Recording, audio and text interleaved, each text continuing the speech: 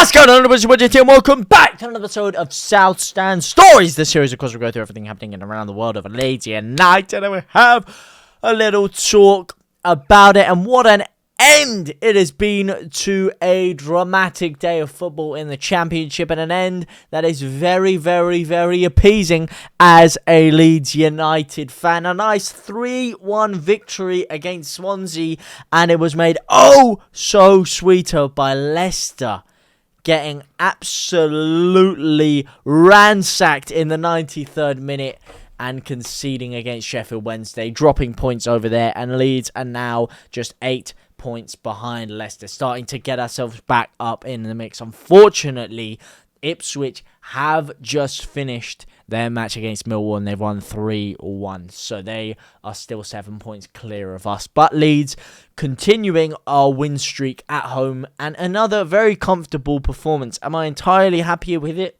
No, because West Brom still sit just 1 goal behind us on goal difference, so if they win by anything, well, if they win, then they're going to go back above us, most likely, on goal difference, which isn't very good, because you would still rather be the closest to the pack, the attacking pack. It just does a lot for your confidence. So I'd like Leeds to potentially take advantage of Swansea today, who were absolutely useless, to be honest with you, offered nothing going forward aside from in the first minute, and a side we really could have racked the goals in against. So I would have really liked if Leeds took advantage of that situation, put 3, 4, 5, 6, 7 past them. Unfortunately, that did not happen, and Leeds only won 3-1 today. And we had the chances too, to be honest. Bamford had a little half chance. Somerville had a couple of decent opportunities. Rutter had a couple. But overall, like I said, it was a comfortable performance from Leeds, and another 3 points. So maybe you can't ask for much more than that. Overall, I would say there is still problems defensively. The fact that we can be that susceptible and that unswitched on within the first minute is huge, and it should ring big alarm bells for Leeds. But I do have to say, the character to come back, Joel Perreault, to slot one in the 4th minute against his old side, showed a lot of heart and shows what this team really is all about for me, especially at home. At home, we are a formidable task, and I really don't see many people causing us much trouble at home. Hopefully that isn't the words that jinx our incredible home streak, but at home we have been phenomenal this season and continuing off in the same form. If only we hadn't thrown away those stupid games against Rotherham and Stoke and some of those other ones, and we would actually be well in the top 2 mix right about now. But I will say there was some inspiring things looking forward for this next month. This next month of football in the Championship is going to be crazy. It always is extremely hectic over the Christmas window, and it is going to be a very, very tumultuous one for Leeds. Leeds used to the Premier League, slightly less action. 46-game season now for Leeds, so some of those players do have to readjust, and one of them that does look like he's starting to kick into a bit of form at a good time for Leeds is Wilfried Gnonto. There's been a lot of talk about Wilfried Gnonto recently. I just wanted to highlight him because I thought when he came on after 20 minutes he was very, very good. And I thought when he came on last week against Rotherham, he was actually very good. He created the goal, which was slightly offside for Jaden Anthony. But overall, I thought he played very, very well, Gnonto, and I would actually be potentially pushing him forward to get either 45 minutes or start to get himself near the starting 11. Would I completely throw Dan James out just yet? No, because Dan James played well. Dan James got himself another goal today. So I wouldn't necessarily throw Dan James out just yet, but maybe I'll give Gnonto a bit more than 20 minutes worth of action next game, just to see what he can do and give himself a bit of time to prove himself. But today he looked aggressive, and he looked a bit more improved, even though he's been a bit off the ball this season. Still not Somerville levels, though, because once again, Somerville, my man of the match. The guy is too good. Too good. Actually, I might have to edge it to Rutter, just for his goal, because his goal was so classy today. I might have to edge the man of the match to Rutter, but it's so close again between those two, because Somerville was causing them fucking nightmares back there. The pace of the counter-attack, and you can see it. This is one thing that does scare me, though. I'm not going to drown in the negatives, but it is one thing that scares me. I saw it a little bit at the end of the game there. The lack of pace from our counter-attack, if you take Somerville and Rutter out of it, is quite startling. Like, the quality drop seemed huge. to be honest with you, because we had one moment there. Joel Perreault is on the counter-attack at the halfway line, and he just slows it down so much. And then Nonto next to him isn't even making the right run.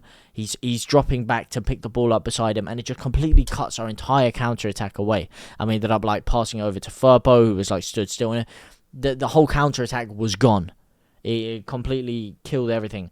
But if that is Rutter, you know he's picking up that ball. He's driving straight at the heart of that defence, and Somerville's making the run off him, and he's picking the ball through to him, and we're probably scoring from that situation. So we are a little bit reliant on those two right now, and you saw it again today. Those two linking up phenomenally, especially Rutter's movement for his goal. I know it was Ethan Ampadu that played the ball, not Somerville, but fuck me. That was delicious. The timing of the run and the ability, this cannot be understated, the ability to touch it down like that whilst you have two defenders trying to shrug you off the ball is phenomenal. Like, the ball was running away from him. He touches it down with his right foot. He sucks the ball back towards him, and then in the same motion, flicks it straight back out again so that he can carry on his momentum running forward. And then the defenders are still trying to push him off. He holds them off and slaps it into the bottom corner. That was goal of the... Well, I don't know if I'd say goal of the month. Definitely goal of the game, and definitely within the contention of top 3 goals of the month, or maybe top 5 goals of the season for Jorginho Rutter. I thought it was that good. I really thought it was that good. All round again, he looked a lot more like himself. I know he picked up a knock, and people weren't sure if he was going to be 100%. And last week he was a bit off it. You know, it was probably the worst performance I've seen from Rutter all year. But today, back on form. Back firing on all cylinders, and back like the Jorginho Rutter of old. It just makes everything look so effortless. The amount of times he went down that left-hand side of the pitch, or the right-hand side, like when he took the ball out wide, and he just toyed with defenders. Like, there was one point he's down the left-hand side, he's walking, and then just so effortlessly, he just flicks the ball through him. Little bit of acceleration, like he's not even busting a gut. Just a tiny bit of change of pace.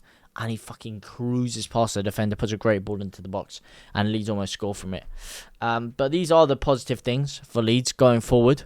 I have to say, there isn't too much crazy stuff to talk about in this game, because it was a bit of a placid game for Leeds, but a comfortable game for Leeds, and one that Leeds, eventually did mark our control in, and defensively looked pretty astute, pretty sure, aside from that first goal, which is annoying that we gave that first goal away, because it would have been nice to get a clean sheet under the belt for the defence, for their confidence and everything going forward. But it was a decent performance from Leeds, and a good 3 points in the bag. That's all I can really say on the matter. I really want to know what you guys have to think. Would you guys make any changes going forward? Would you potentially take Archie Gray out? Give Jed Spence his run now that he looks like he's getting himself back to match fitness, or do you think he needs to get 45 minutes or so under his belt off the bench before he starts a game? Would you guys play Bamford at all? I don't think Bamford played bad when he came on. I really don't. I didn't think he was amazing, but I still see little things in his game, like the little movement that he makes to get chances that other players aren't doing. And what do you guys think about Wilfred Gnonto? Would you guys give him a crack next game or not? Or do you think he's done at Leeds? Or do you think that he's only improving his performances, like I said, a little bit because he can see the January transfer window coming and he wants him to get himself into that shop window? Am I reading too much into it? Am I speaking facts? Please let me know down in the comment section down below. But for now, guys, I will see you all very, very soon. Au revoir, my brothers and my sisters.